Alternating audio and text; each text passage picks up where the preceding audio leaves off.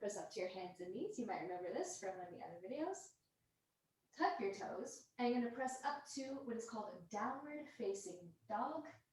Adho Mukha Svanasana. So this is one of those poses that usually you're going to hear it in English rather than in Sanskrit. So to get there, you tuck your toes, your hips go back towards your heels, reach your arms out super far, fingertips spread wide. This is really hyper important, okay? And then you're going to start to lift your hips up by pressing the tops of your feet. Maybe your knees are bent here, maybe your legs get straight. Let's play with bent knees here. So what's most important here is that you've got a flat back. You don't really worry about your legs being straight. Because if your legs are straight and your back is bent like so, you're putting the pressure in all kinds of different places, and we really want to practice in a way that's really sustainable and safe. So bent knees, so you'll kind of like tuck your bum up, pull your belly in, and I don't mean like suck in, I just mean find a little bit of tautness. So like squeeze your belly, fingertips spread wide, let your head hang here, press away from the mat and start to press your chest back to your thighs. If you find that you've got the mobility and flexibility, you might come to a place where your legs become straighter, but don't really worry about it. You really want to think about your spine being really long. I know you've been here for a while, just breathe. All right, and then just come down to your knees for a moment. If you've been practicing along with me, for your hands. So your fingertips are spread wide, and your hands are up. If you find that your shoulders are real tight, you can take your hands out a little bit further. So keep that in mind.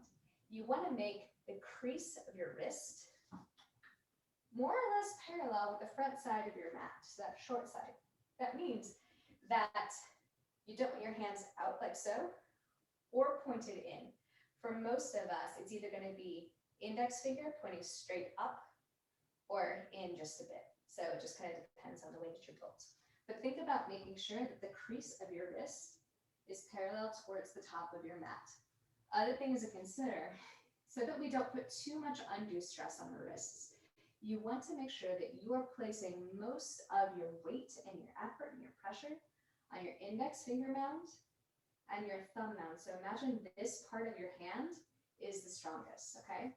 One way to feel like your hand is suction cupped down to the mat is have your hands straight out, and then imagine that your hands are on dials and they're both moving externally, right? So if you put your hands on the mat, just wherever you are, and then you go notch out, you can feel how it kind of like suction cups this part of your hand down a little bit more to the mat, okay? To make things even more interesting, imagine you could even peel up the heel of your hand just enough that you could slide a piece of paper under there, okay? Not something you need to do, but just kind of think of that intention, and then we'll naturally start to use the whole of your hand to support your weight rather than relying just on your wrist, okay? Okay, so let's come back to that place where you had your knees bent, toes tucked, reach your arms out in front of you. You might have to lift up a bit so you can see your hands. Fingertips spread wide. Feel that suction cupping down. Fingertips are really pressing into the mat. Let your head get heavy. So start to press through your feet. Lift up your hips. Keep your arms long.